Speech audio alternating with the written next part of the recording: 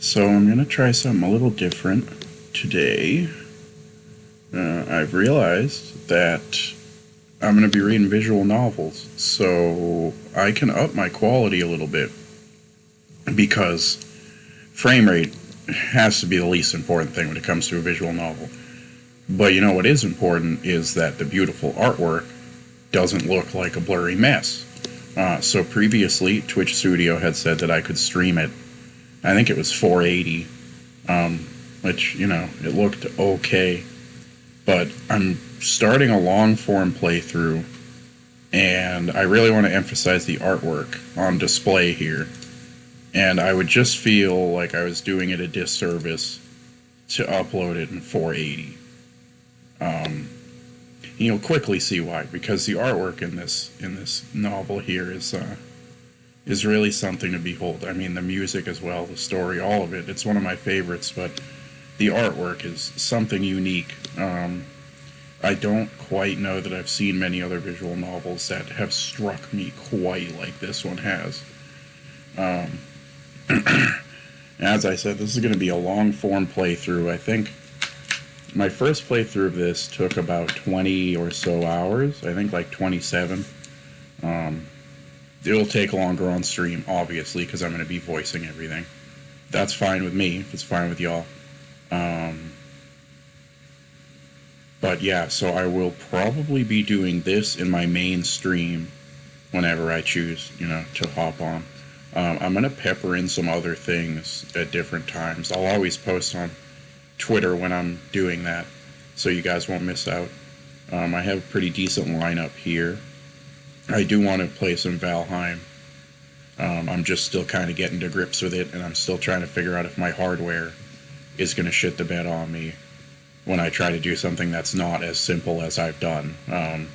In case you haven't noticed, pretty much all the games I've streamed so far are either visual novels, point-and-click games, or, in the case of Monolith, basically an 8-bit game and did not require really much computer power.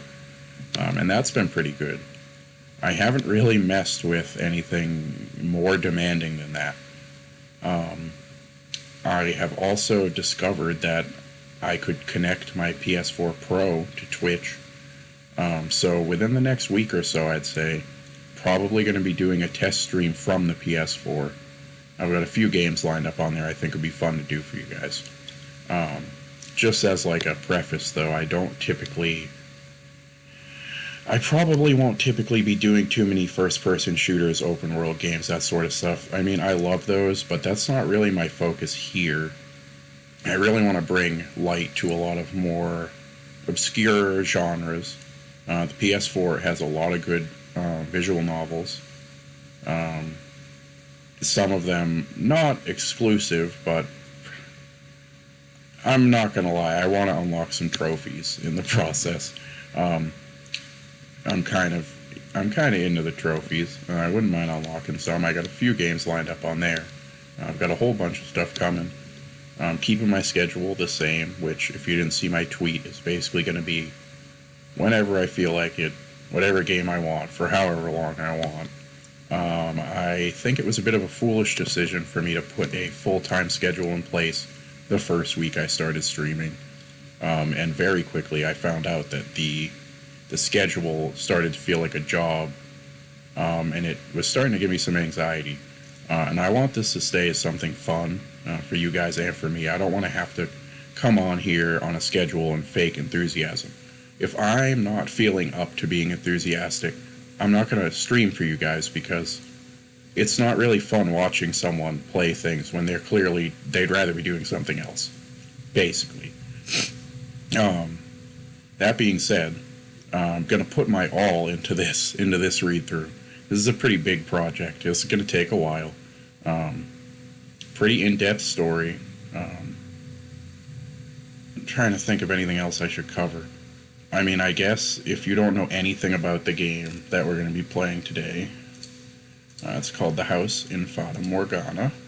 It's right here, any day now. There it is. It's a gothic suspense tale. It's made by Novik Tokl, which I don't really know anything else they've made, but what a great first impression they had on me. I won't show I don't really want to show the screenshots. I don't want to spoil any of this because this game is a very special experience to me. I've not really talked about it on here yet, but visual novels are one of the only genres of games that consistently bring emotions out of me. Almost every one. And this one, along with maybe one or two others, is one of the few that has basically made me run the whole gamut of emotions very strongly.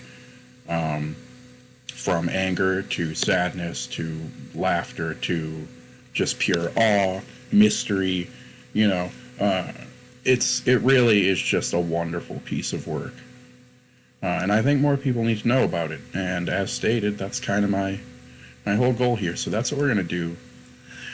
I'm going to say probably an hour. We'll see how it goes once I get rolling. This is a very dialogue and reading heavy game, obviously. And where it's a lot longer than something like Dream Daddy, I'm going to have to ration out my time because I'm not a professional voice actor, obviously. And the last thing I want to do is lose my voice and not be able to read to you guys because it's like my favorite thing. So I'm going to try to keep it balanced. I'm not going to do any...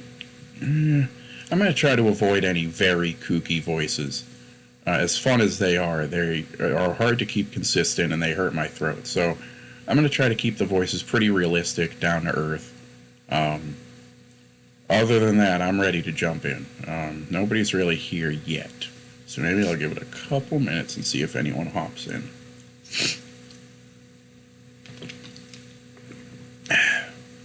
As you can see, I've updated my streaming lineup a bit.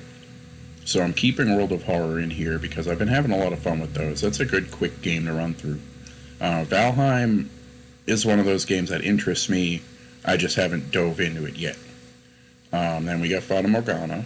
We got Danganronpa 2. The reason I'm not doing the first one, well, a couple reasons. I have played through the first game so many times at this point. And the second and third I've only played through, I think, twice each. Twice for the second one, maybe only one for the third. I'm just kind of going to go off the assumption that anyone that comes to watch a Danganronpa 2 stream knows about Danganronpa 1.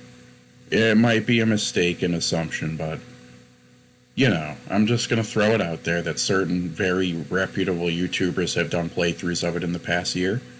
And to be frank, they've done a better job than I could ever have hoped to do with it. So if y'all want to watch that first, I won't be tackling that until after this, so you got plenty of time. And I would recommend it because it is a great story. It's a little... You can tell that the series is new. It's still finding its footing, but it's worth playing, and it's especially worth playing for the payoffs that you'll end up getting in the second game. And then we have a curious game over here, Buddy Simulator 1984. I literally have no idea what this is.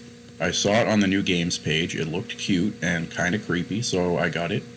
When I play this will be my first blind playthrough on stream. That means a couple things. I'm obviously unfamiliar with it, so my reactions will probably be a little more exciting for you guys. However, I should say that as much as I love video games, I'm not always the most skilled, especially when it comes to puzzles. So for this sort of thing, if there are puzzles I can't solve, I'll be asking you guys for help. Because the last thing I want to do is have you guys sit there and be like, what is this guy doing? Like, it's so obvious. I know how that is. So, that's on the list. But I think for now, we should just jump right into it. I think I've said all I need to say.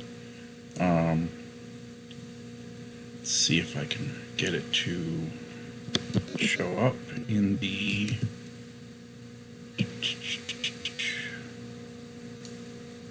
Is that it? Oh no, here it is. Is this it?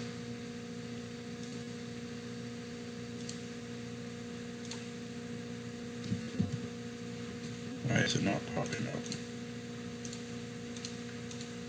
Alright, hold on. I don't know why this is doing this. There's like several... Okay. Hold on one second. I don't know why it's not popping up. But we're gonna figure it out.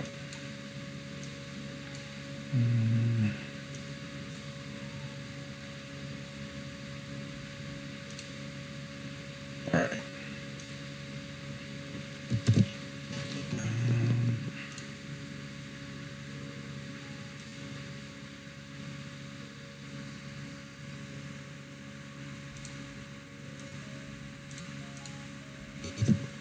Okay, that's very odd. Maybe it's this? Is it this?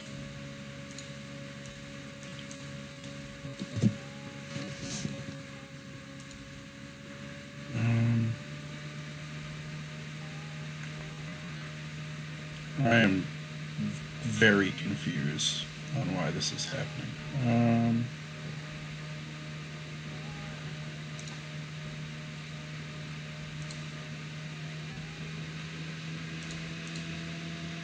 Alright, let's try it this way.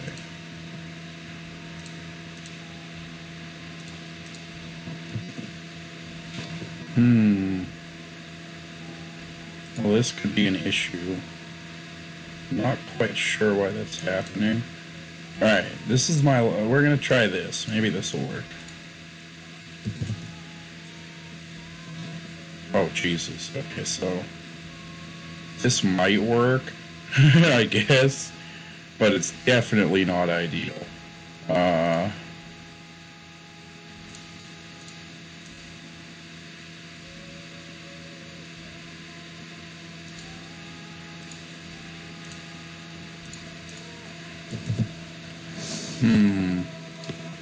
This seems to be an odd issue.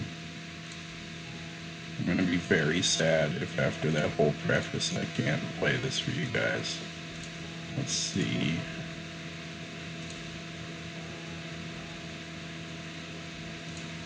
Is it this?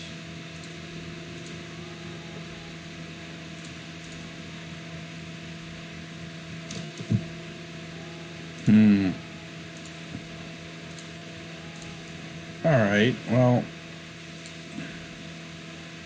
that's kind of annoying, but if this is the only way it's gonna work...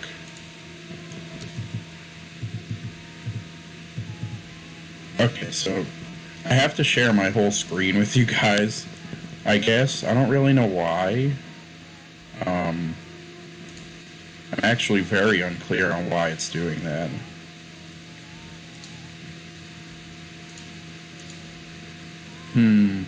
Alright, let me try one more thing. I'm gonna close the game.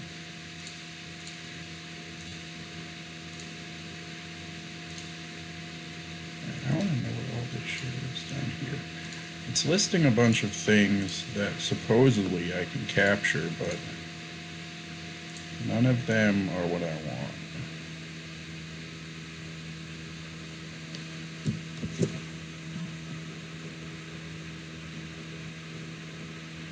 Let's see.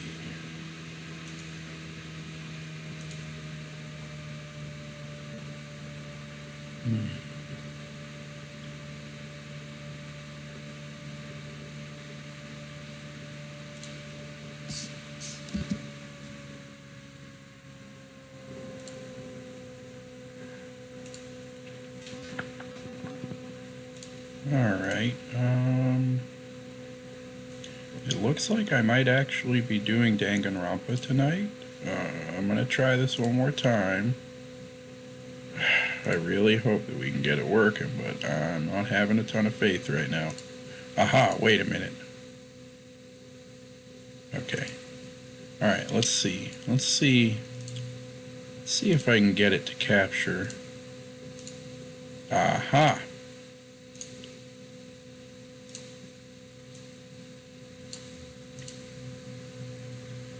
Now the question is...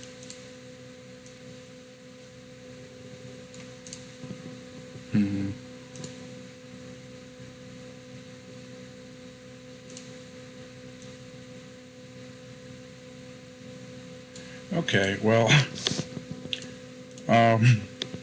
so the only way that I can get this to actually work is to run it in a window, and I'm not clear on why that is, but I guess that's what we're doing. So, yeah. Actually, let me check something. If I switch it to full screen now, does it still display for you guys? Oh, wait, did I get it?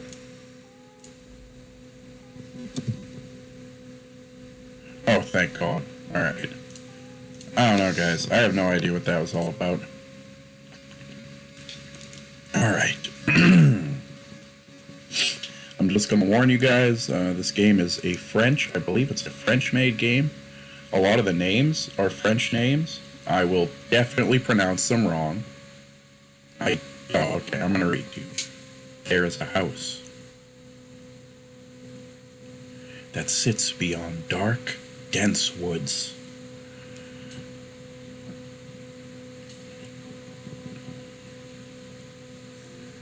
Like the world fading into view after a dream.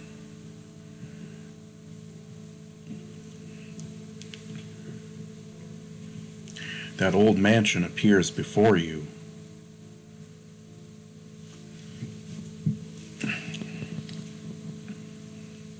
Without realizing it,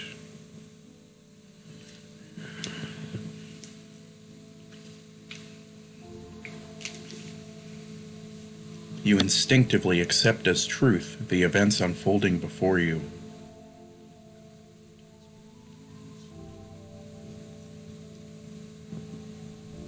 The house lives in perpetuity, an amalgam of myriad fates and generations. No one knows who first said,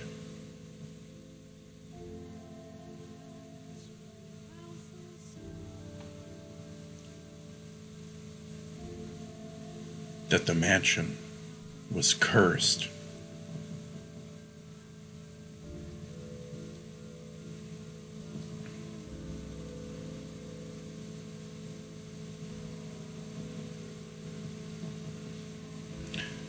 You know, just a side note, while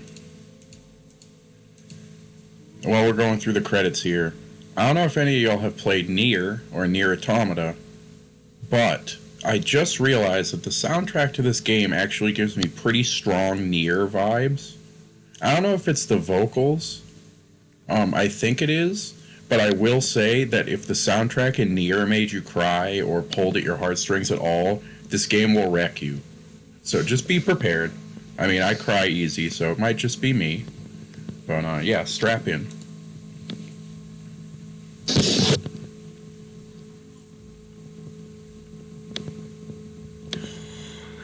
Our Father,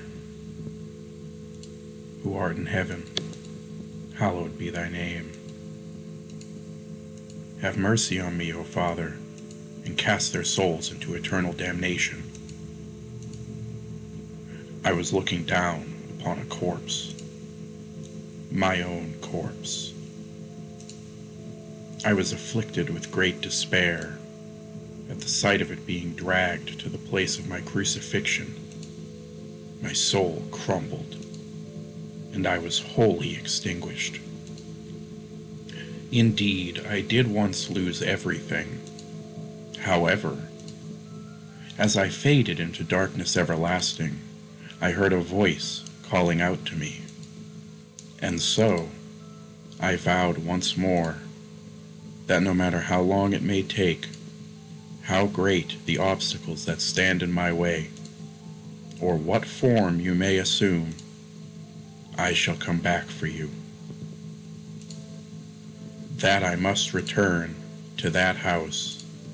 So I ask of you, please wait until this mutilated body arrives there once more. Hold on 1 second. The departed's consciousness, wavering like a ship at sea, was slowly drawn back to the surface. Oh, here it is. I just want to quickly turn the music slightly down. I cranked it way the hell up because I jammed to this shit, but it's like overwhelming my voice. Alright. With each new breath, feeling gradually returned to his fingers. Master. He could hear the pattering of rain from somewhere. Master. master? And the sound of a crackling fire. Wake up, master. Creak, creak, creak. Wake up.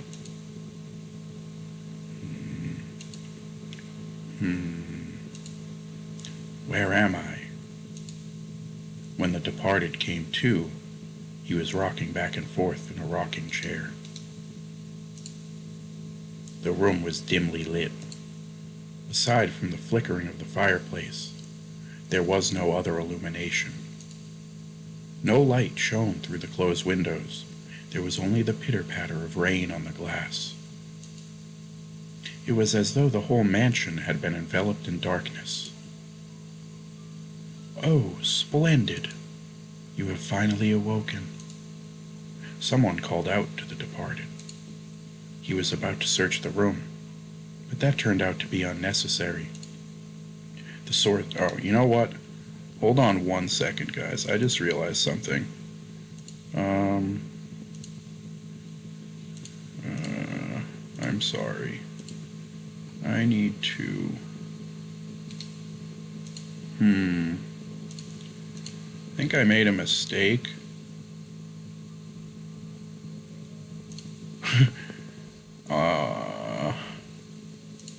I just want to see something real quick.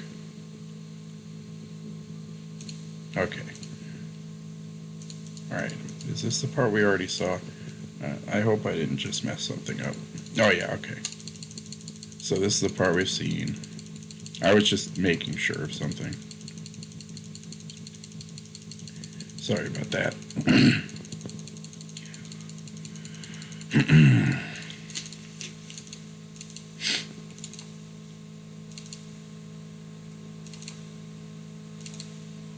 There we are.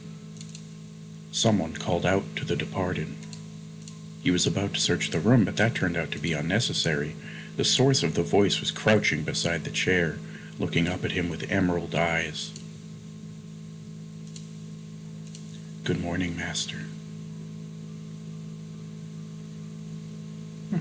Won't be nice. What is the matter? Are you still waking up? You seem rather drowsy. Come now, you must gather yourself. Though I am glad to hear your voice. I have simply been waiting so long for this moment. Tending to the mansion all by my lonesome, ensuring it was ready for your return, whenever that time may be.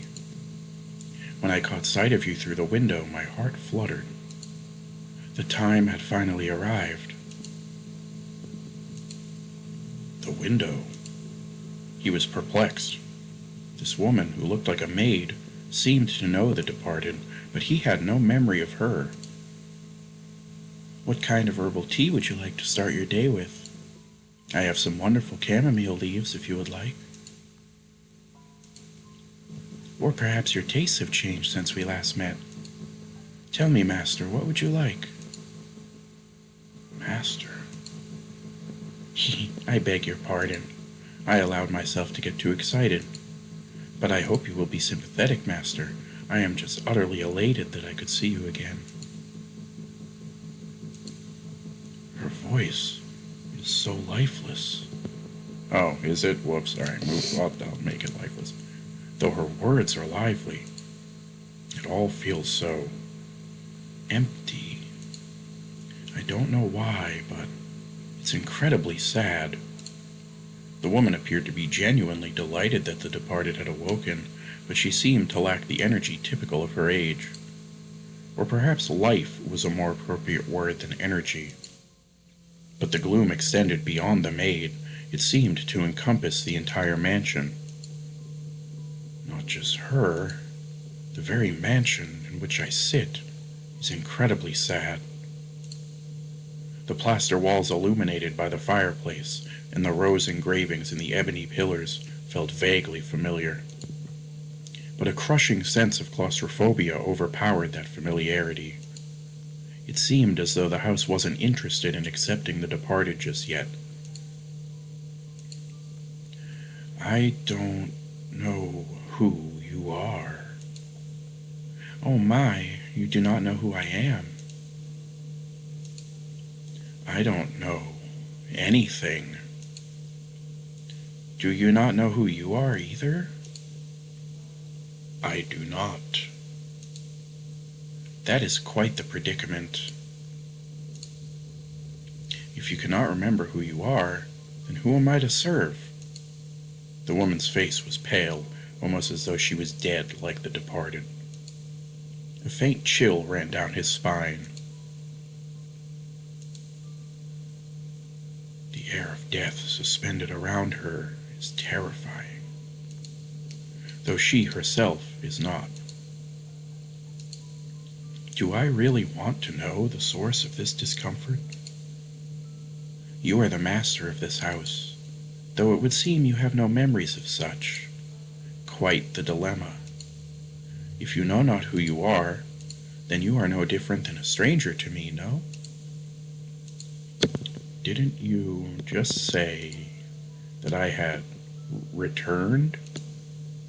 Indeed, you have returned, but from where? That I cannot say. I see. I don't know either. Then how about this? I am a servant of this mansion, and as such, I am familiar with the many incidents that have taken place here. I shall show you the history of this house, master. That will surely allow you to recall who you are. The freshly awakened gears in the departed's head began to turn as he mulled things over. The maid had called him the master of this house, but without a single mirror in the room, he had no way of seeing what he looked like. Unable to decide, he reflexively nodded. All right. Let us be off, then. And fear not, I merely entreat you not to let go of my hand. Should you hold it tightly, you need not worry about being washed away by the waves of history. No matter what happens, you mustn't let go of my hand. Her palm, it's so cold. Touching her skin like this almost makes me want to cry. Why would that be? His hand in hers, he followed the maid's lead through the hall. The air within the mansion was oppressive, as though a black miasma hovered within. The house was bleak and barren, hardly a trace of color to be found. The departed came across an open window. Beyond it lay nothing but darkness. Neither sunlight nor moonlight could be seen. There were no chirping birds, no rustling grass, no signs of life at all. Everything that would normally give color to the world had vanished entirely. Something about this house does indeed feel familiar. But is this desolate, shadowy mansion really the place I sought to return to? The only other presence was that of the maid. Following her lead, the departed proceeded through the mansion. After some time, they arrived at a double door, the glass within shattered. The door, once pure white, had long since faded into a dull gray. It appeared to lead to the back garden. The departed could hear children laughing on the other side. Though it is in the state you now see it, a beautiful, beautiful garden once lay beyond these doors. The owner of the time enjoyed gathering rare species of rose from all across the world. At its grandest, it seemed every flower was in constant competition for the most majestic bloom. Would you like to see this wonderful era of splendor and prosperity? If there really are remnants of myself there. I very much hope it is to your liking, master. The maid opened the doors to the back garden. A sudden gust of wind brushed across the departed's face, forcing him to close his eyes as he followed the maid out the door. When he next opened his eyes, the world was no longer blanketed in shadows.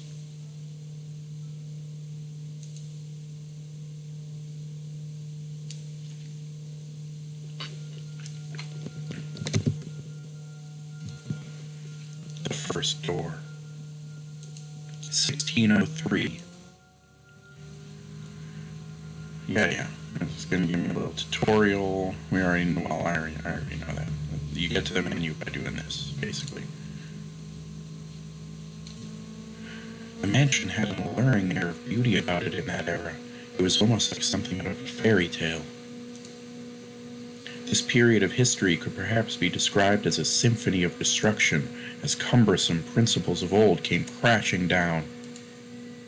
Freed from the day-to-day oppression of these antiquated precepts, the people seemed to hark back to the more poetic, expressive ways of old.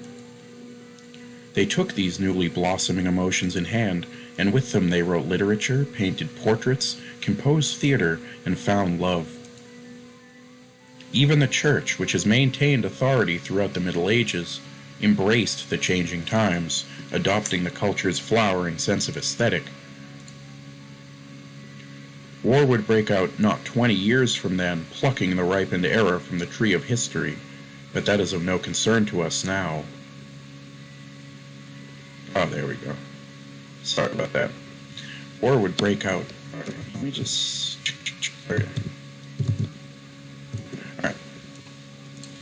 At the time, it was still what people refer to as the Golden Age, a period of furor for all who were there. Still being a little overwhelmed by the music, I think. I'm just going to crank those.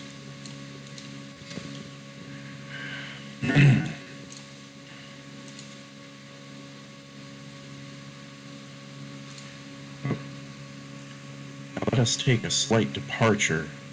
No, we will not be changing locations. This is a tale about the mansion, from beginning to end. We will, however, be moving through time. Say, about 8 years into the past. A very wealthy family lived in the house then. The mother and father, brother and sister, all had distinctive, beautiful flaxen hair. I was always enamored by their hair. By contrast, mine is the color of a wet crow. See, there I am, standing around, looking rather a fool. I was happy back then. And what reason did I have not to be, afforded the opportunity to attend to such a beautiful home? So I poured my heart into serving that family. Listen closely, if you would. That soft, fleeting sound that could only be a young girl singing. Can you hear it? La la la, la la la. The girl you see cheerfully picking crimson roses and singing like a songbird was called Nellie. Though young, she sang with elegance. Nellie was deeply fond of the house's garden, and she would often spend her afternoons there. Gorgeous roses gathered from all across the world bloomed in the garden. They were given the utmost care and even had their thorns removed, so young Nellie would not hurt herself naturally. The light brown-haired girl carefully plucked petals from the roses, gathering them up as she sang. Her voice was like music played by fairies, nay, the sight of her was like an angel descended from heaven. Oh dear, please don't look at me like that. I admit I was being rather fanciful, but what is a woman if not fanciful? Little bird, singing night and day, for your little birdie heart, sing your woes away. Pretty flowers all around the little birds.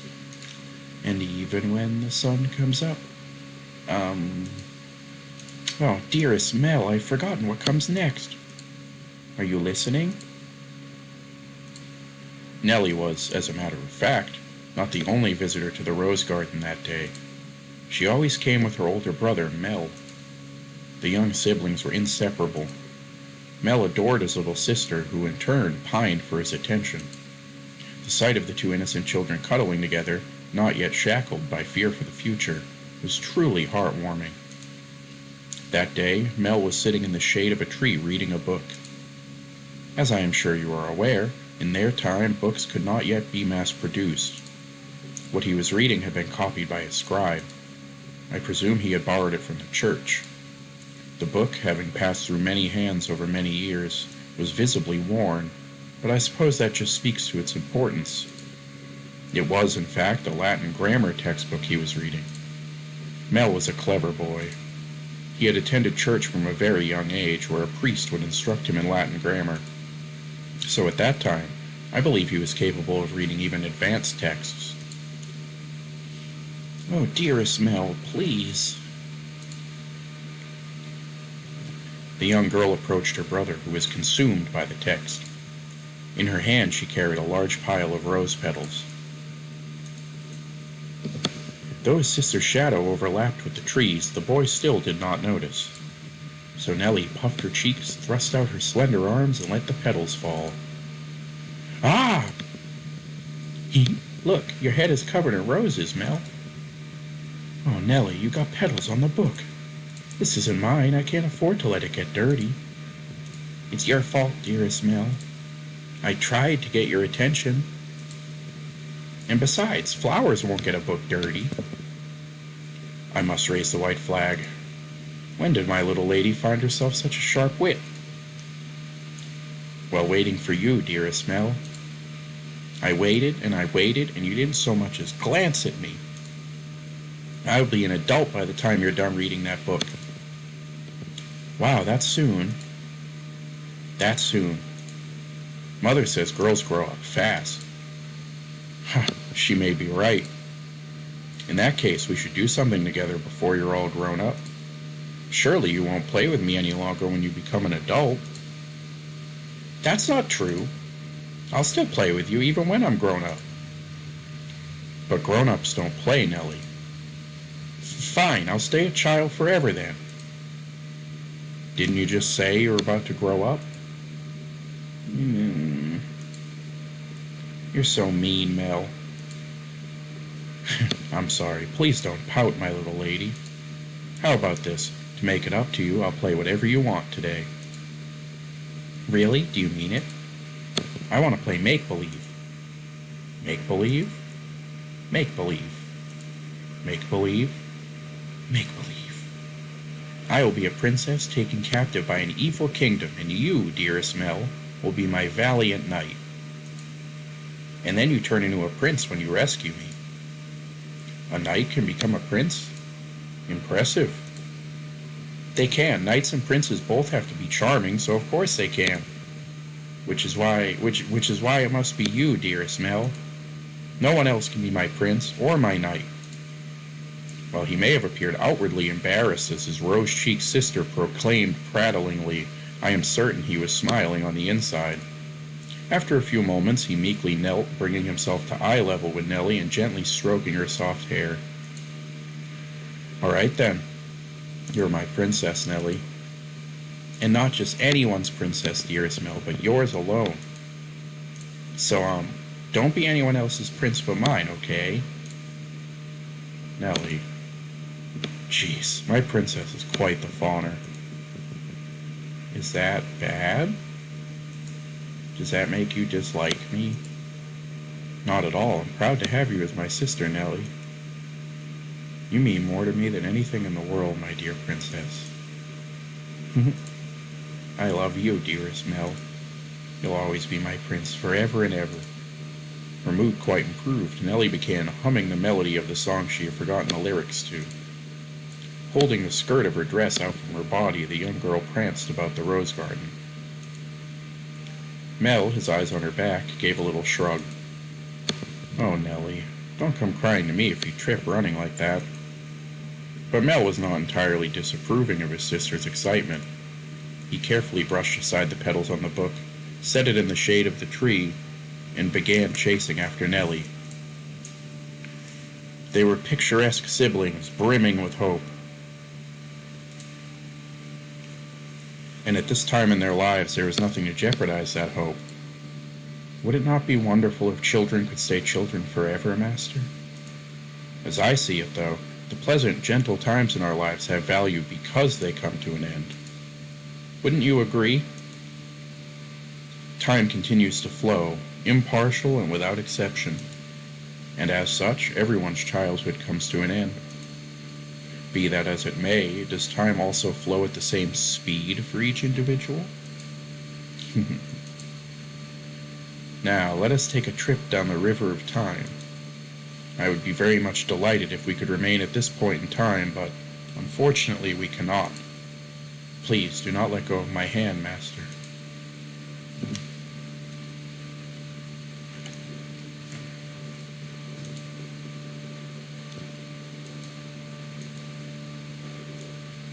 I'll be on my way then. Oh, you usually stay for longer. Yes, I have an errand to run today.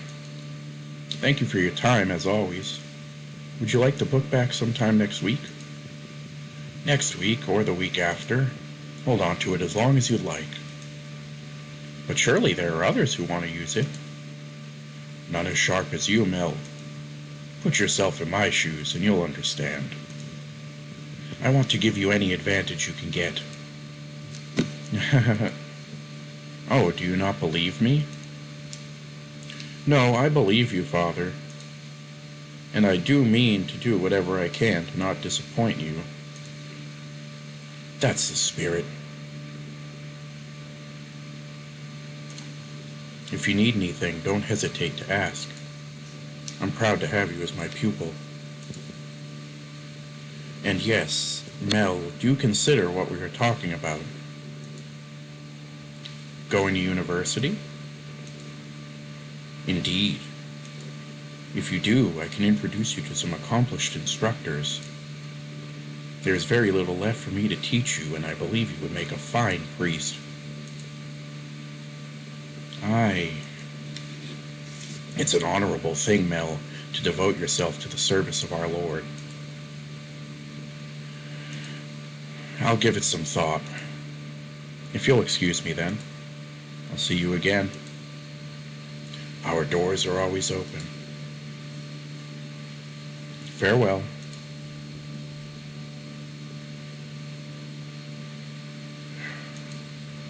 Whether it's in the service of God or the service of the church, it is an honorable profession. But theology, I wouldn't mind attending university, but I'm not sure. I'd kind of like to do something different, something more befitting of the times. As for what, though, I'm stumped. But I need to make up my mind soon. If I drag my feet for too long, even my father is liable to grow impatient. Mercy me. Young sire, blessed young sire, alms for the poor. Ah, this beggar. If I'm not mistaken, he's been outside the church since last week. Alms.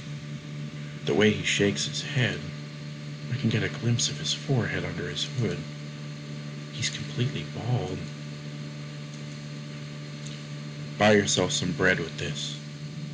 Ah, thank you. Thank you very much. May the Lord bless your soul. Thanks, Lord. Oh no, Nellie's going to be cross if I don't hurry home. Curses, and it looks like it's going to rain. Master? Master? Oh, thank goodness. You appear to have a firm grasp on your consciousness. I was afraid you had accidentally let go of my hand. Now, Master, this is the period of time I truly wish to show you. The boy reading in the rose garden was now a fine young man. Nonetheless, he still bore the same gentle eyes as before, and he would from time to time show remnants of that innocent young boy. He was, in his own mind, still making the transition into adulthood, I suspect. Mel frequently visited the church on Sundays to participate in Mass, of course, more often to be tutored by the priest.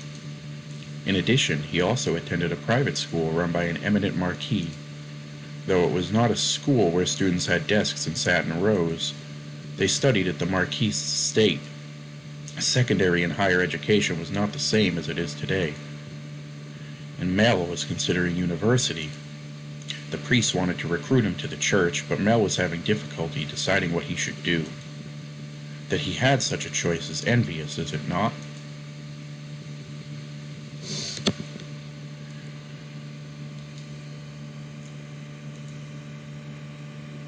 Good afternoon. I'm here to pick up my order. Is it ready? Aye, ready and waiting, young Master Rhodes.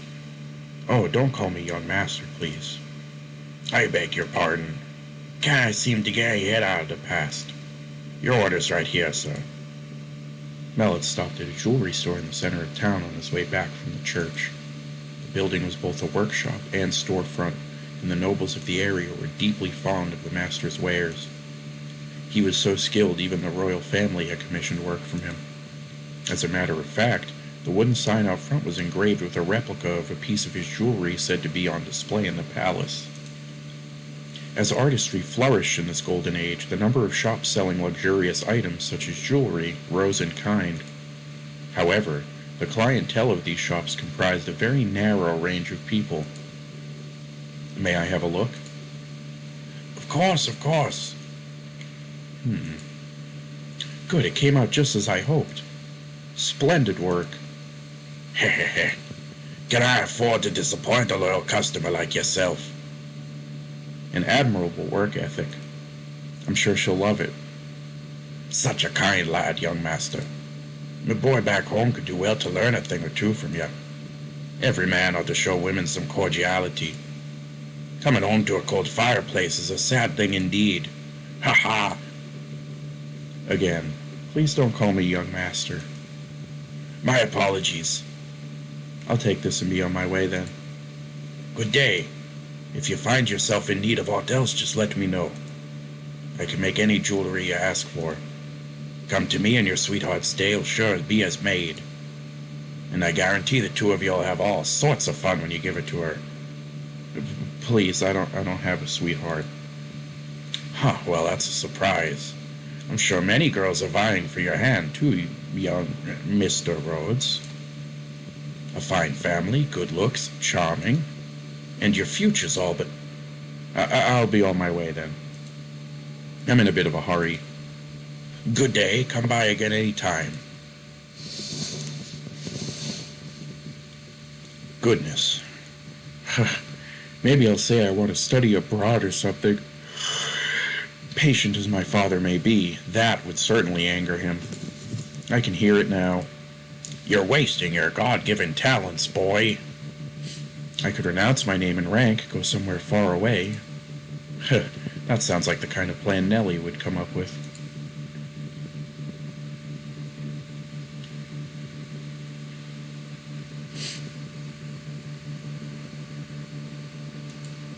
As he drew closer to the mansion, the rich fragrance of roses grew more prominent. Over time, this distinctive scent had led visitors to refer to the house as Rose Manor. It was also probably a play on the flaxen-haired family's last name, Rhodes, which you heard the owner of the jewelry store say just moments earlier. The mansion looked quite different than it does now, no? No thickets of ivy covering the walls and no rotten, broken doors to be found. I wonder what the Rhodes family would think if they saw the house in its present tragic condition. The sight of their abundantly blooming roses, a veritable symbol of prosperity, long since withered and turned into soil. My apologies, I got a little sentimental there. Let us forget for a moment about our own time. I suppose I stayed out a little too long. Oh well, the sun still shines high in the sky, I'm sure it's... Dearest Mel, what took you so long? Wherever have you been? I've been waiting forever. Nellie? You're not in the house? Nope, you were taking so long I decided to wait by the gate. But you didn't even notice me, at all. Is that any way to treat a lady? All that studying's got your head stuck up in the clouds. No, it hasn't, really. Also, you're heavy. Could you please get off my back? Heavy? I've been gradually reducing the amount of sweets I eat, and I love sweets, to maintain my figure for a new dress, and you call me heavy? I didn't catch that. Were you saying a tongue twister? You're such a dimwit, Mel. Jerk, blockhead, weakling, and obnoxious to boot. Whatever happened to the delightful little girl who was once my sister? She'd probably throw a fit if I said that out loud. Should you really be outside, Nellie? You are the star of today's event. It's fine. They can call it a birthday party, but I know it's just about fraternizing. It's obvious what Father's true motives are. He'll be gathering a bunch of boys from good families to look for someone to marry me off to. Ugh, I have no interest in that at all. Don't be like that, Nellie. They're all here for you. At least enjoy what you can of the party. Grrr. I guess, and besides, it's not completely terrible. Look at this, dearest Mel. What do you think? What do I think? About what? About what? Mel, my new dress. It arrived. I'm wearing it. How could you not notice? I did notice it was something I hadn't seen before, but you have so many dresses, Nellie, so... But this is the dress I have made just for today. Look at the colors. They're so pretty. It's the work of a renowned dyer. And this belt is just lovely. You see how it comes together to form a butterfly? Oh yeah, that's really pretty, actually. Ooh. Oh, I'm just absolutely in love with it. I think I'll be wearing this dress for a while to come. So tell me, what do you think? Does it look good on me? Yeah, it does. It's pretty. In some ways, I guess she is still a delightful little girl. Oh, dearest Mel, I love you. Whoa, don't jump on me like that. Ah! Oh my, you dropped something. And what have we here? Wait, hold on. No, you can't have that yet. Is it a present? Give it back. I was going to give that to you later. I knew it. It's for me. And just what could it be? Hey, don't open it. What's the big deal? It's going to be mine soon anyway, isn't it? Ooh, I love it. A rose necklace. And this design, it's from the jeweler the royal family uses. Oh, my dearest Mel, you had this made just for me? Oh, jeez. It defeats the purpose if you open it before the party. Happiness is always better sooner rather than later, Mel. I think I'll put it on right away. There, how does it look? It looks lovely.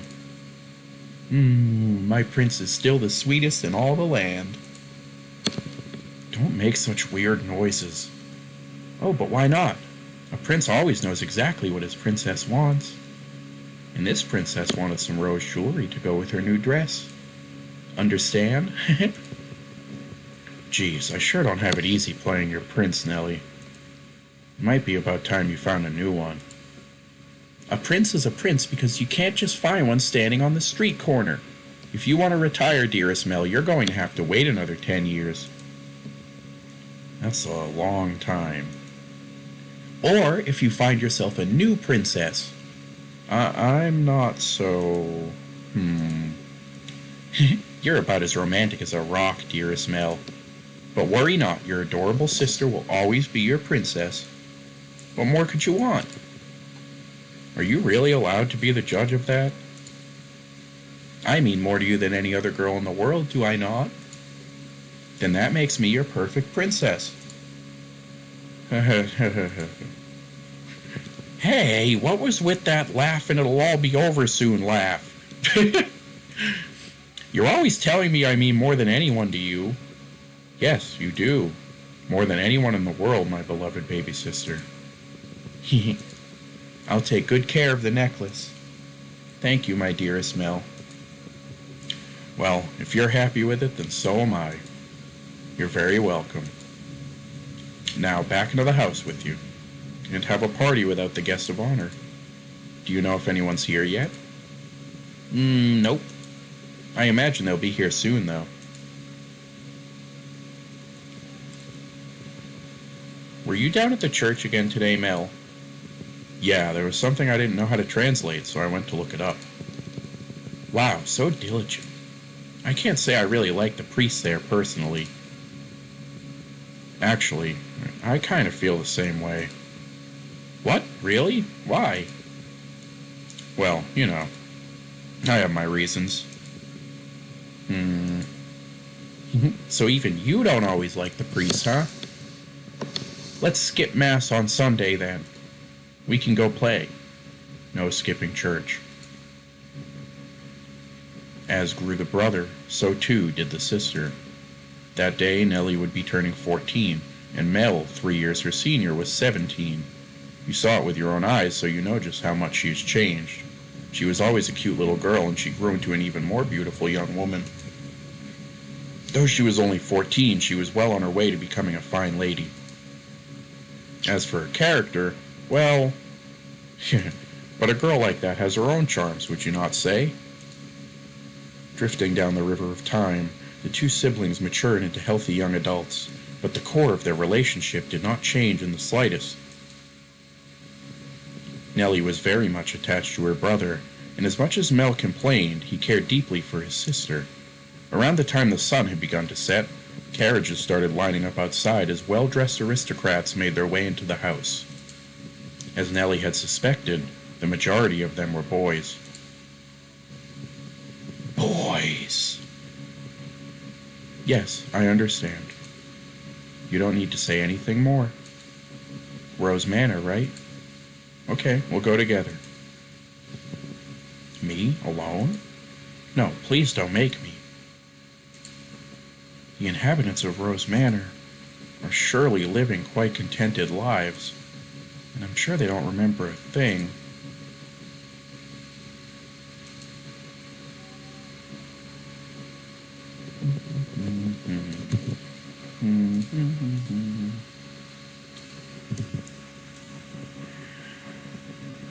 The room with the fireplace was always kept in pristine condition so they could entertain guests at any time. Walls colorfully decorated with tapestries and stained glass windows gave testament to their great fortune. It was a pretty nice room. I really like the watercolor style of this game a lot, in case I didn't already gush enough about it earlier. Walls colorfully decorated with tapestries and stained glass windows. Oh, I already read this, sorry. The servants' first assignment every morning was to clean this room. Pitchers, silver plates, and silverware were polished to a shine so they could be proudly put to use at a moment's notice. And for events like their daughter's birthday, the room served an even more important role. The table's tops were removable, so they had ordered new tabletops with designs made especially for this occasion. That seems like some overkill type of thing. And once the banquet had drawn to a close, tables speckled with half-empty wine glasses and leftover candied fruits were moved off to the side to make room for, of course, the festivities. Good evening, Lady Nellie. You're looking particularly lovely today. Nellie, I had these jewelers cut just for you. You'll let me have this dance, won't you?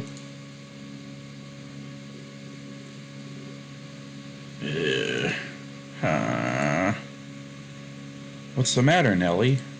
You look exhausted. These are pretty good. Want one? I know you like sweets. They're apples candied in rock sugar, I think. You disappoint me, dearest Mel. What do you think is the matter? They just keep coming. It never ends. It's driving me up the wall. Everyone's just repeating the same lines they've been taught. They all think pretty jewels and requests to dance are enough to make a girl swoon. But I think that is true for you, Nellie. Though, why is she disappointed with me? I think I'm done with birthday parties after this year. They'll probably throw an even bigger one next year. Huh? Why? Well, you're about that age, Nellie. We are a reasonably distinguished family, so there are a number of different houses that would like to have connections with us. So what you're saying is do it for the family? No, that's not. I won't date or marry anyone. I have no interest in being used as a pawn in their inter-family politics. Pawn? I wouldn't go that far. And I'm sure Father wants to let you choose yourself. Someone you actually love. Love? I never thought I would hear you talking about love, dearest Mel. Er, you don't even understand what makes Shakespeare's plays so beautiful, and you're talking about love. You fell asleep during Romeo and Juliet, and you're talking about love? We went all the way out to the Globe Theater, too. Well, pardon me for being ignorant when it comes to romance and the arts. But you're not, Nellie. Shakespeare's make-believe story made you cry like a baby. Anyone would cry at that. You'd have to be crazy to sleep through it. That's not what I'm saying. Someone as emotionally vibrant as you, Nellie, would have no problem finding love. Ah, dearest Mel, we should dance. Lady Nellie, could I have this? Let's dance, dearest Mel. What? Me? Wait. Come on, I really like this song. Quit pulling on me, Nellie. What's the point of us dancing? We're siblings. Oh, mother and father are staring daggers at us. No matter, what day is it today, dearest Mel? Your birthday. Exactly, so I can do what I want. Now attend to your princess as a proper prince should. Oh, jeez, how did I get myself into this? Hold on, I just need to appreciate this music for a second. I don't know what it is about the soundtrack. It just pulls at you. Sounds very nostalgic. I think that must be it.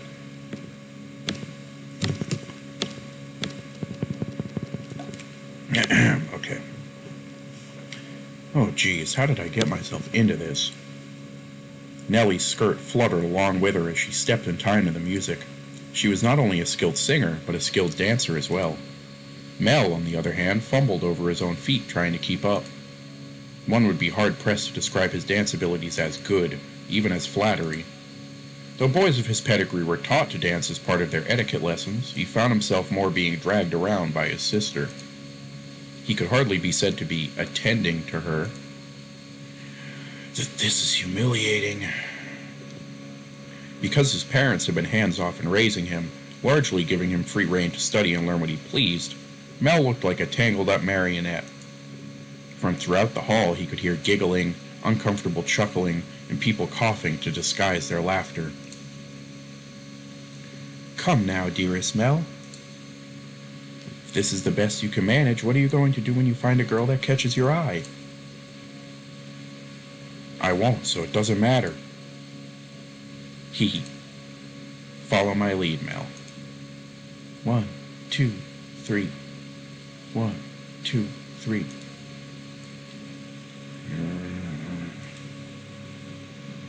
Nellie alone enjoyed her time dancing with her brother, and quite thoroughly at that.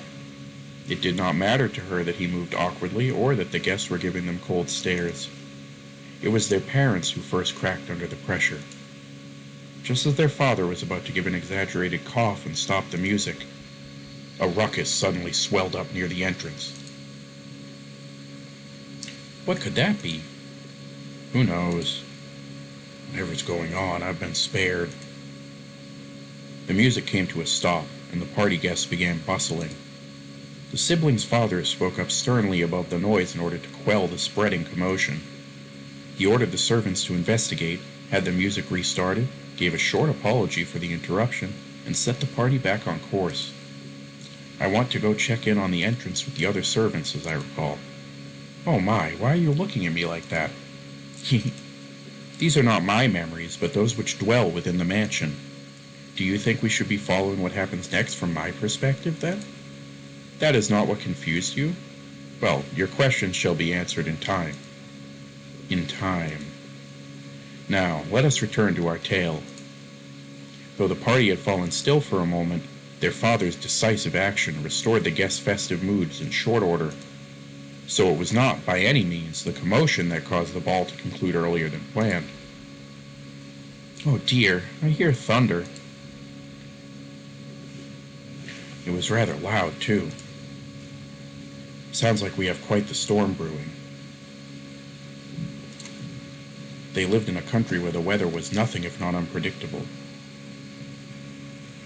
1 second, I am so sorry.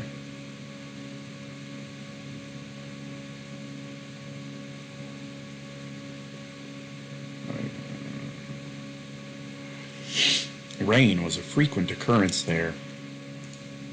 The stretches of time with clear skies grew longer as summer approached, but the weather was still somewhat unstable on the cusp of the two seasons. They had a strong wind that night as well, which turned the raindrops into little spears on the window. Were the party to continue on any longer, no one would be able to go home.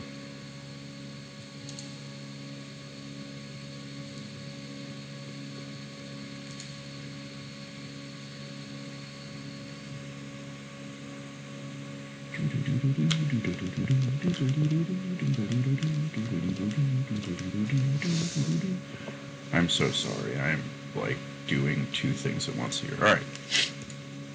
Thank goodness it ended early. How lucky I am. This must be a blessing for always being such a good girl. I'm not sure having your own birthday party cut short counts as lucky. But it was no fun. I can't help it if I'm not enjoying myself. And for heaven's sake, Arthur was here. I have no interest in dancing with that dunce. Arthur? Who's that again? Someone who was here? Unbelievable. You don't remember anything, do you, dearest Mel? He came over to play a few times when we were little. He's covered in gross freckles, and he's a huge jerk. He said my hair looked like the color of fallen leaves. Fallen leaves. Just thinking about that ugly smirk has me fuming. And yet he acts like nothing happened. He even calls me Lady Nellie, for goodness sake. Are you listening, dearest Mel? I'm listening. Wonder what the ruckus earlier was. Ugh. You weren't listening, were you? Who cares about that? Sorry, but aren't you curious? It probably wasn't another guest, at least. Maybe a cat sneaked in. You think so? I do. But enough about that. Would you like to play cards in my room, dearest Mel? Seriously? I'm exhausted, though. It's not even that late. Fine. Something feels kind of off. A cat? I want to go check. Come on, hurry up. Hold on. You don't need to drag me, Nellie. My birthday isn't over yet, so you're not done attending to me. Oh, Nellie.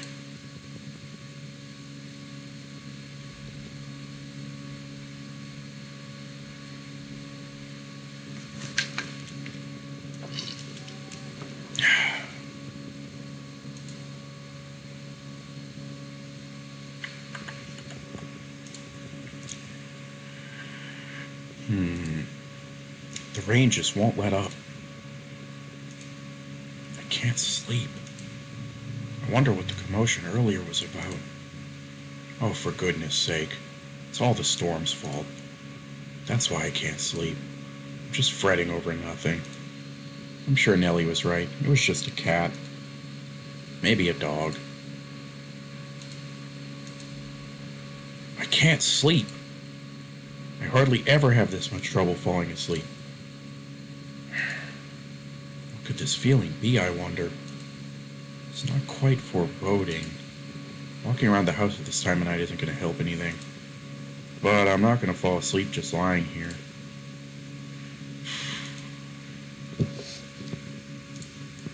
The only sounds that could be heard in the dark corridors were the sharp pitter-patter of the rain, his footsteps, and his breathing. Though he was intimately familiar with the layout of the house, that night the hallways felt like an endless labyrinth veiled in shadows. No moonlight shone through the windows, so he naturally found himself moving cautiously, despite being in his own residence. Keeping the palm of his hand pressed up against the chilly wall, he put one foot in front of the other. But to where was he supposed to head? Mel, of course, had no way of answering that question himself. If he had anything, it was guidance from above, the path to his destination lit by flashes of lightning. Or perhaps there was something else leading him along. Though he progressed with a fair bit of hesitation in his step, Mel was slowly but surely drawing nearer to one room in particular. He made his way through the seemingly endless halls, past the living room, its fireplace long since cooled, into another corridor, and then stopped outside an Abigail's bedchamber. The dim glow of a lamp spilled through the cracks in the door. A gust of wind is not necessary to make a flame flicker. A person's movements or vibrations in the air from someone speaking, the slightest emotions can cause the light of a fire to quiver, shifting subtly as though nudged by an invisible fingertip. I can see light from inside. She's still awake. A voice. He seemed to be hesitating. It would not be difficult for him to approach the door and peer inside, but he had reservations about peeping in on another's chambers, even if it was his own house. Moreover, this room was assigned to a woman. There was a woman behind that door. What would you do, master, in this situation? Would you succumb to your curiosity and gaze inside? Or would you respect the owner's privacy? I shouldn't be doing this. But the voice feels like it's calling to me? Or someone else? Yes, me. I could sense something watching me at that moment. He had succumbed to his curiosity. He stood on the other side of the door from me, his flaxen eyes open wide, trying to remain as invisible as possible. The wavering in his heart seemed to create faint ripples in the air, which I pretended not to notice. Yes, I knew he was there. I could sense his presence and his wavering emotions. However, I could not begin to speculate as to his true feelings or how great a surprise this was to him. I too am discovering new facets of this tale by viewing it through the eyes of the mansion. But it is not I who is of concern, master. It is you. You and... I know I shouldn't be doing this. I should be ashamed of myself. But I can't look away. Who is that? Her skin. It's so pale you could practically see through it. Is it that white because she was out in the cold rain? Her hair is as white as snow, and her eyes, they're like... How do I describe it? My vocabulary truly lacks for situations like this. They look like blood? No, that's just disturbing. Then wine, perhaps? No, more translucent than that. Gemstones, then? Yes, gemstones. Her eyes are like rubies. I've never seen anyone like her before. What could they be talking about? Mel's eyes were affixed on the peculiar young woman. She had glass-like skin, eyes that glimmered in the flickering candlelight, and snow-white hair that flowed like luxurious silk. But her lips were bluish-purple, her soft, delicate skin sullied with grime, her twinkling eyes pointed down at the floor, and her hair a disheveled mess. She was, even at a glance, clearly not a lady of means. The tips of her fingers were cracked from the cold, her nails pale from malnutrition, and her garb little more than rags. However, true beauty is always visible no matter what it may be hidden beneath. Even wrapped in a veil of insalubrity, even if she thought herself hideous. I wonder what happened to her. Mel could no longer avert his gaze from the girl's visage. He had, for the time being, forgotten the shame he felt for peeping. As he strained his ears to hear the conversation taking place inside, a sickly voice arose from the white-haired girl's purple lips. So feeble was the sound that a gentle breeze blowing out through the room could carry it away. I apologize for the trouble. Think nothing of it. Give your apologies and thanks to the mistress. Understood. There is something strangely comforting about this house, almost as if I've been here before. If my father were here, I'm sure he would be quite fond of it. I am sorry about your father. That's not... There's nothing you could have done, I imagine. When you came to our rescue, he was already... Rescue? Father? Was that, perchance, what the commotion was about? He stared intently, entranced by the scene unfolding beyond the door. A gaze can often signal one's presence to others more effectively than words. The white-haired girl could likely sense him there as well. She flicked her gem-like eyes upward. That was when the boy finally felt a pang of panic. For a split second, his flaxen eyes met her ruby eyes, causing him to recoil from the door. His heart was pounding like the rain outside. Careful not to make a sound, he took 1, 2 steps away. Did she catch me? I'm not sure. It was only for a moment. She can't have seen me. The boy did not have the courage to peek in on the room a second time, so he cautiously returned to his bedchamber as quietly as he could manage.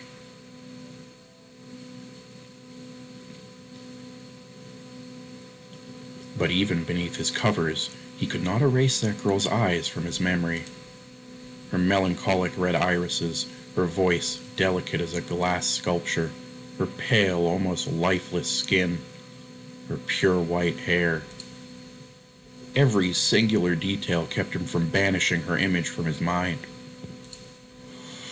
Nor could he restrain his heavily pounding heart. Who could she be?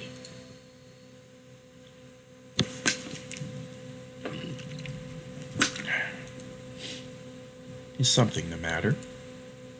No, I just thought I felt someone watching us. It's only your imagination, I'm sure. If not your imagination, then perhaps some unseen force was watching you. Unseen force? Are you familiar with how people refer to this mansion? Rose Manor. Yes, indeed. It is called Rose Manor because you can smell the sweet fragrance of the rose garden even at a great distance. But that is not what I meant.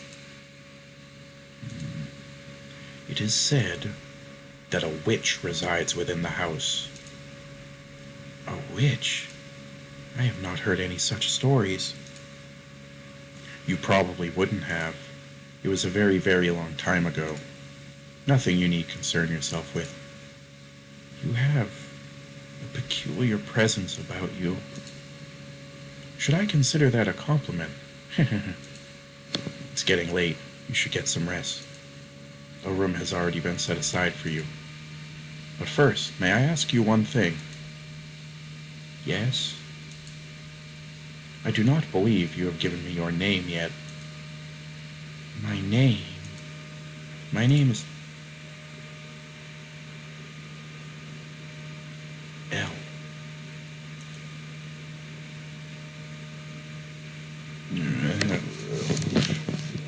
Wake up. Get up, Mel. What? Huh? It's morning? You disappoint me, dearest Mel. It's very much long since morning. I didn't see you at breakfast, so I came to find out what was the matter. I've really been asleep that long. And Father is too lenient on you, dearest Mel. Oversleeping is hardly proper behavior for a firstborn son. I know. But before that... Yes, dearest Mel? What are you doing in here? You can't just go prancing into a boy's bedchamber. Leave that to the servants. I did send one for you. You're the one who refused to wake up. Besides, it's not like we're strangers. We used to sleep together all the time. That was long ago. Things are different now. Oh, you're overthinking it, silly. Now hurry up. Out of bed, sleepyhead. All right, I'm getting up. So you can see yourself out. Oh my, you look awful, dearest Mel. For someone who overslept, you look like you didn't get a wink last night. You think so? You didn't go out on the town last night, did you? Naughty, naughty boy. I would never. You know that. You squeaked. I don't think I believe you. I didn't go out last night or anything. I'm tired because you had me playing cards until late, Nellie. Hey, we weren't playing for that long. Besides, look at me. I got up just fine. Anyway, shoot. I can't get dressed with you in here. Fine, I'm leaving. Phew. Oh, I almost forgot, dearest Mel. What now? Come on, no need to be mean. I'm sure you'll be quite surprised at the news. Oh? At breakfast, which you missed, Father told us. Told you what? Do I really want to say? It sounds like you want me out of your room, dearest Mel. Please, Nellie. Hee. We got a new maid today from a house we have ties to, supposedly. I've never seen anyone like her before. For supposedly coming from a good family, she isn't very graceful, and I've never seen her at social gatherings. But that's not the surprising part. Does that maid... She's peculiar. Has a very unusual appearance, that one. Have white hair? What? How do you know that, dearest Mel? Thanks, Nellie. Hey, get back here. Oh, for goodness sake, what's gotten into him? Bah! At the time, the majority of servants at the mansion were men. However, the ladies of the house all had abigails, so there were several women servants, myself included. The maids, by and large, were selected from the daughters of other esteemed families. It was, you could say, a sort of training before they entered society. The girls would serve at houses even more powerful than their own. And the white-haired girl Mel saw the night before was one such maid. When he heard this, Mel could not sit still any longer. Oh, I didn't really think this through, did I? I don't even know where she is. I'm guessing she's probably Mother's maid. White hair. It has to be the girl from last night. But deep down, he was having difficulty believing the young woman he had seen the previous night was truly here to be a servant. And can you blame him?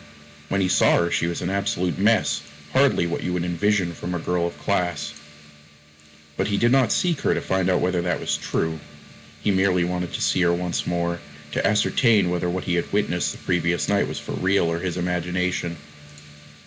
And he wanted to have an actual conversation with her. I don't want to run into Mother. That would be awkward. He was heading towards his mother's bedchamber, but the closer he drew, the heavier each step grew. He rounded a corner, debating whether or not to head back, and stopped in his tracks. On occasion, wishes do come true. When Mel turned the corner, he saw her, the same girl, that same white hair. Ah! She appeared to be cleaning the hallway. She traced along the wooden carvings lining the walls, making certain not to miss even a speck of dust. The girl wore a pristine dress, the uniform of the mansion's abigails. There was no longer any filth to obscure her beauty. All that had covered her pure white hair and glass-like skin was no longer. The one thing that had not changed was her listless ruby eyes. "Pardon me." Hearing his footsteps, the young woman raised her head. She caught Mel's gaze and for a brief moment merely blinked at him in silence. "Lord Mel, yes? Your father informed me of you." "Did he? I guess I don't need to introduce myself then." I believe she made an attempt to smile, though it was difficult to tell, and she quickly dropped her gaze back to the floor. Flax and Ruby met only for the briefest moment. She seemed to be looking at both someone and no one at all. "Everyone here truly has the most beautiful color of hair. Did you have business with the mistress, Lord Mel? I can let her know if you would like." "No, I was looking for you." "For me?" Mel felt as though all the blood in his body had begun to flow backwards. He could not effectively describe the sensation, but in a word, it resembled panic. On his way to find her, Mel had come up with a number of subjects he wanted to talk about, and he generally had little trouble speaking with others. He'd had less experience interacting with women, this was true, but the time he had spent around Nellie had kept him from stumbling too much. Until then. Yes, for you. Why would you be looking for me, Lord Mel? I was wondering how you were doing. Pardon? I'm quite fine. Good. That's great to hear. You fool, Mel, what are you even saying? You have more important things to ask, like where she came from. Or to tell her she has pretty hair and eyes. But I don't want to trouble her too much. Lord Mel? Yes? Sorry, you just suddenly fell silent. Was I, in your way? In my way? No, not at all. What are you up to? I am cleaning. Well, yeah, I didn't even need to ask. Ah, you're cleaning.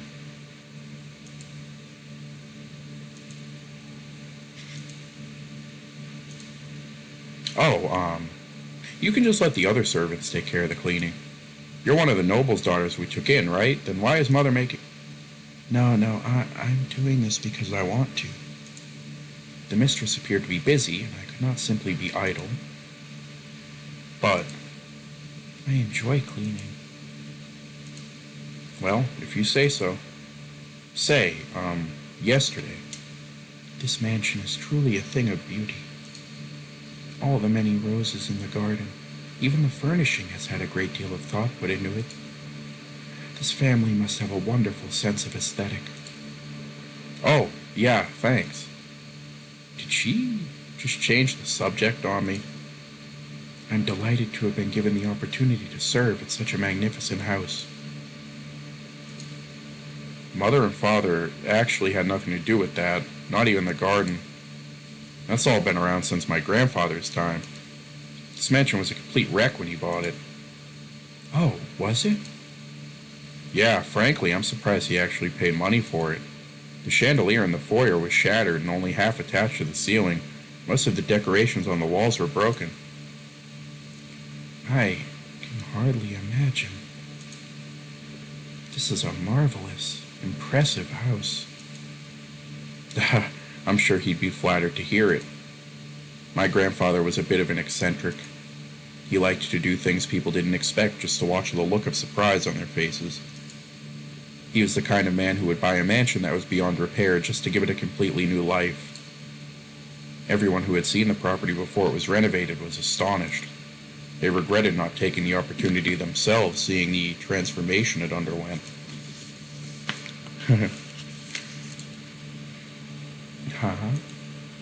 I was just thinking that you're kind of like this house. What do you mean by that? I mean, when you first arrived. Oh, no, never mind. Forget it. She'll figure out you were peeping on her, stupid. She hasn't yet, has she? Yes. It's nothing. The more I think about it, you and the mansion aren't really comparable. Oh? The truth is, it being a rundown mess isn't the only reason nobody wanted to buy the house. They say that all who dwell within this house shall be met with misfortune. Do you believe it?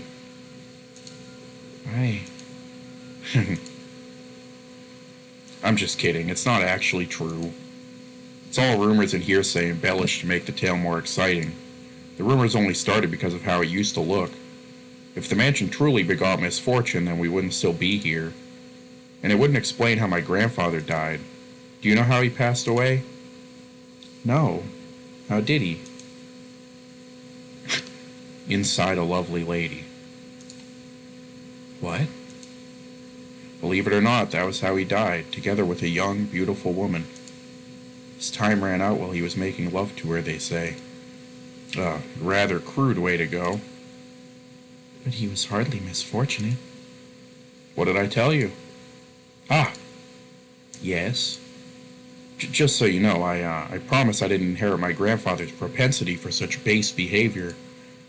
I am pure of body and spirit, dedicated wholly to my studies, so... Hey, she laughed. My apologies. No, it's fine. Anyway, we were talking about the mansion, right? I've always thought it was kind of a strange place myself. That dress you're wearing, it was found here after my grandfather bought it. You don't see that kind of design around these parts, so I'm guessing it was probably imported. The architecture is really old-fashioned too, which must have caught Grandfather's eye. When he announced his plans to buy it, the entire family opposed his decision, but he refused to budge. Renovation upon renovation gave the mansion new life, but of all his work, he was most fond of the roses in the garden. He collected species from all across the world, and every time he got a new one, he would summon gardeners to arrange and grow them. It took incredibly long to complete. There were even some that wouldn't grow in the climate of this land, but Grandfather refused to give in. He truly loved roses. Me, I don't really get how someone could be so impassioned about them. It's just embarrassing every time someone calls this house Rose Manor. Perhaps the roses were meant for someone. What? I am simply speculating. Roses make wonderful gifts, after all. Indeed they do. If you like roses as much as Nellie, then you're welcome to go see them for yourself. Pick as many as you'd like. If anyone asks, just say I gave you permission. Don't be shy. I'm sure it'll get tiring if all you do is work. No, I'm sensitive to sunlight. Oh, that's unusual. Perhaps that explains why you're so pale. I had no idea. That sounds rough. And your skin is so pretty, too. You don't seem terribly surprised. What? Oh, no, I'm very much surprised. Or would you have preferred a more dramatic response? No, I expected you to find it disturbing. I'm sensitive to sunlight and can hardly spend any time outside. That makes me sound like some kind of demonic creature. Huh? Oh, you worry too much. There's not a monster in the world as sweet as you. Ah. Yes? Are the other maids teasing you, perhaps? That black-haired one especially, she's, how should I put it, a little frightening. Almost as if she has a steel heart or something. She's impenetrable. Right, she's one of Mother's maids too, isn't she? Now I'm even more worried. Since you refuse to follow my instructions, you are henceforth hellspawn. I can imagine her saying that. Oh, and again. I'm very sorry. No need to apologize. In fact, I wish you'd laugh more. She's actually very kind to me, and everything she does with incredible precision and efficiency. She looks so young, and yet she has such skill. How long has she been here in the mansion? Actually, she's been here for quite some time, but I don't know exactly how long. No one knows how old she is. It's kind of creepy. I have never once considered her such. Sorry, you're right. It's bad manners to speak ill of others. Either way, she still scares me. It's like there's no light in her eyes, or like her smiles are all faked. It doesn't make her any less pretty, though. The conversation died. I have to think of something else to talk about. Yes, you could ask me anything. Does the master, your father, Lord Mel, often retire from the mansion? I have not seen him around. Oh, yeah, Father frequently returns home. This mansion is actually our secondary house. Why do you ask, though? I was just curious, nothing more. Oh? Yes, what is it? One of the maids asked to see me, so I should be on my way, if you'll excuse me. What? All right, see you later, then. Goodbye. Oh, right, one moment. Huh?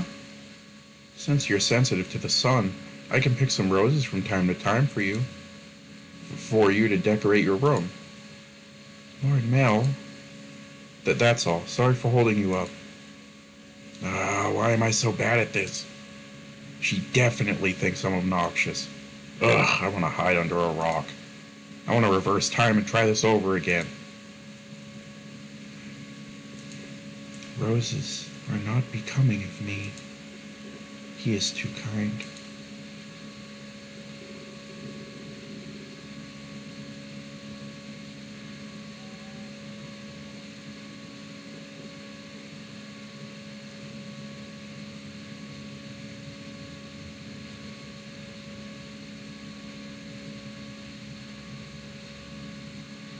Okay.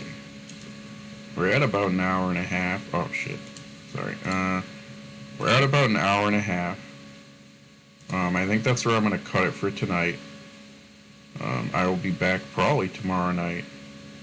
And we'll continue on with this wonderful little story here. Hopefully I have less technical difficulties tomorrow, but I think I figured out my issue. Which seems to have been that that I need to launch the game in windowed mode first, and then I have to launch it in windowed mode, put it in windowed mode, launch it through here, make sure it shows up, and then put it in full screen. Otherwise, it just never appears. So now that I know that, hopefully tomorrow night will go a lot smoother. But it seems like it's still recorded smoothly even at 720 resolution, so that's actually great. I definitely want to throw some shine on the artwork in this game, and I don't want to do it with gross pixelated stuff, so I'm glad that the higher resolution seems to work. And so yeah, I'll probably be back tomorrow. I don't know what time. It's a weekend, so I might be here during the day. But yeah, I hope you enjoyed, and we'll get right back into the mansion and discover some more of the story tomorrow. And have a great night.